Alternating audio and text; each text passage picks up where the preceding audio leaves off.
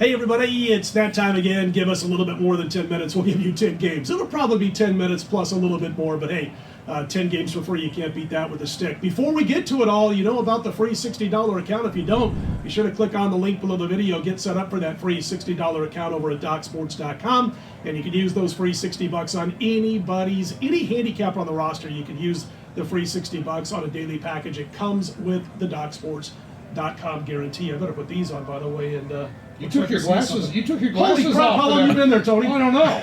You took your glasses off for that announcement. It must be important. It was Get over to important. Docs, take advantage of that this weekend. Didn't even know he was next to me. There you go. Penn State lands 6.5 at Michigan State. There was a blessing not being able to see, by the way, sometimes. Yes. That's a joke. Anyway, the Spartans had last week off to prepare for this one. This could be a game-changing type or season-changing type of game for Michigan State if they can pull that outright upset. They're getting 6.5. They would go to 5-3. It would kind of knock off a few of the disappointments that they've had earlier in this season. As far as Penn State's concerned, Tony, I don't know if this number is telling us something that it's under 7, but the bottom line is third straight intense game is what's going to happen to them against a very good defense. I just don't know if that Sparty defense can mask all that's wrong with the Sparty offense. Yeah, and you keep looking at these numbers, from their quarterback here, Lewicki's. 56, 96 yards passing, 11-3 ratio. That looks good on paper, Sure. but it's not functional. Right. But my biggest thing is that you mentioned this time of year in college football or even in the NFL, it's about scheduling spots. Yep. You got a road game at Iowa that went 4 quarters, and you go home. You played a huge whiteout emotional game late at night in Michigan, a little tougher game than what they thought it was going to be. Sure. Myself as well, and now you go back on the road. I tell you what, I could only take it. I couldn't lay it. Plus, you know what? I was looking, obviously handicapping all the games, and when I was really digging into this game, and you have to dig too far, you'll see the last 2 weeks, Penn State's failed to gain 300 yards of offense in each of those games. So, these defenses get tougher and tougher as you get deeper into the season, Tony. Well, it's the nation's 22nd ranked defense, too. Let's not forget about that. So I don't think points are going to come easy, especially with this scheduling spot. Maybe points will come easy here for the Oklahoma Sooners as they take on the Kansas State Wildcats on the road. Oklahoma last week, I think everybody's recovered from the schooner wagon flipping over. Again. They'll put some training wheels on it. But I'll tell you, somebody doesn't need any training wheels, and that's Jalen Hurts in that offense right now. And this is going to be kind of an interesting game. I took Kansas State earlier this year against Baylor. Thought maybe they could step up and stop, Baylor. And I underestimated even Baylor last weekend again. Sorry about that. But nonetheless, I'm not so sure Kansas State, even in Manhattan here, catching 23.5, total 57.5 here, with a defense that's only allowing 18 points per game, is going to get in front of that freight train that is the Oklahoma offense. Yeah, and I'll tell you what, I don't know about you. I know you grew up a few miles south of me. I grew up in Omaha. You grew up in Nebraska also. I got to ask you a question. Not that we root for injuries, but did you get a little bit of a did you used to root for that schooner to flip over when you were a kid like I did? Okay. So it's kind of like especially when they ran it around the field nonstop every time they scored a touchdown against my Huskers. I get a little I don't want to see anybody get hurt. Nobody did get hurt, thankfully. Yeah. But it doesn't really hurt my feelings as a Husker fan to see the schooner take a tumble. Right. It just doesn't. And the female on this, I know this is a family show, but the female on this, what happened to her was, that's why you always listen to your mom and dad when they always tell you to wear your underwear. Because she did a flop off there, rolled down the field. Jeez. My goodness. I didn't look that closely. Listen, the game plan of this one's going to be solid for K-State. We've talked about their coaching staff, maybe not on these videos, but in other locales, shows that you and I have done together, about the great hiring job that they did in Manhattan to bring in this Kansas State coaching staff. So they're going to be well prepared. Problem is, they've gained a total of 851 yards in the last 3 games combined. Yeah. Sometimes the Sooners do that in a half, man. Kansas State has not played a good football game since they went down and beat Mississippi State earlier this year as a 7.5-point pup, which I took them on, but they failed to live up to expectations. And Oklahoma, again, as we mentioned last week, if you didn't catch the BCS Final Four show, one of the best teams in the country, and they're playing some defense right now as well. Team that didn't play any defense last week, Scott, Tulane Green Wave, got beat by 30 points against Memphis.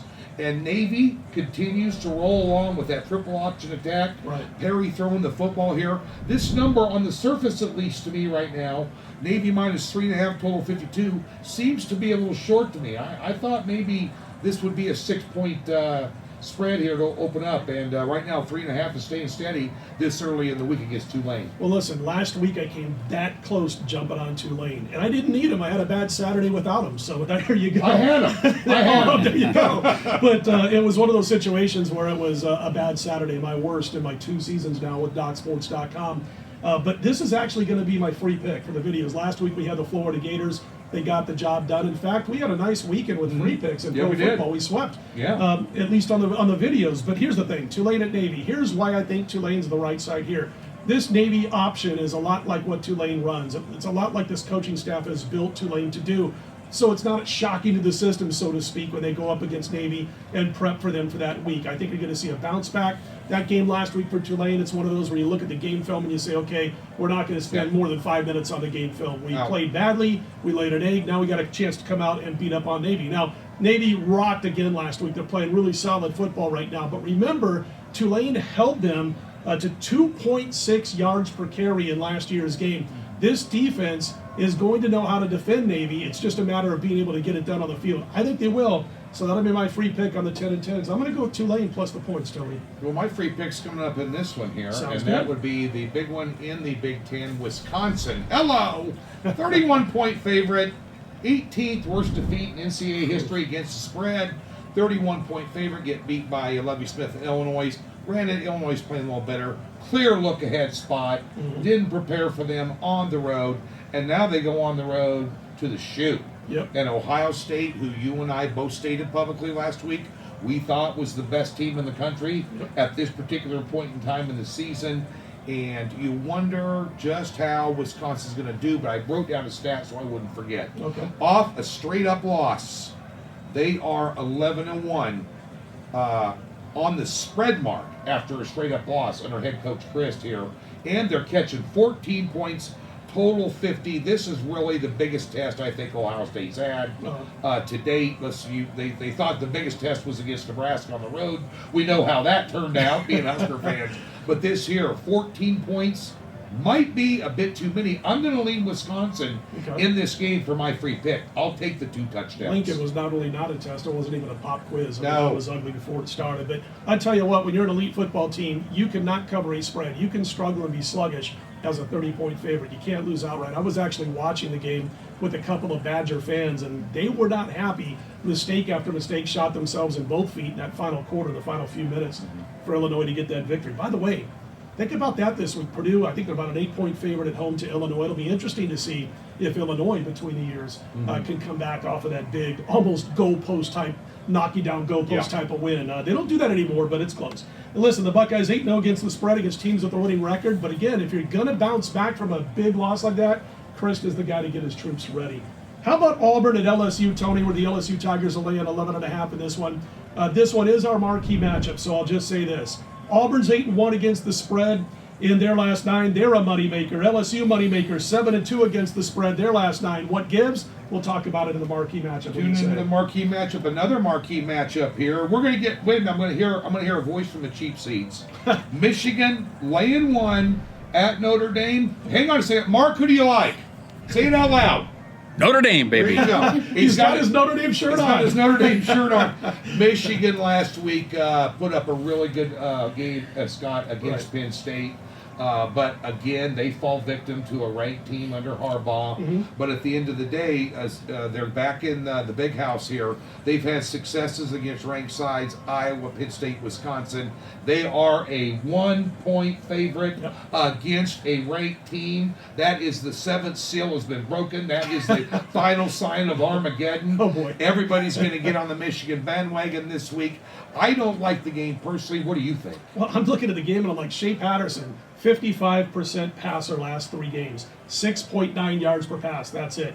He's got as many interceptions as he does touchdown passes, 3 each over those last 3 games.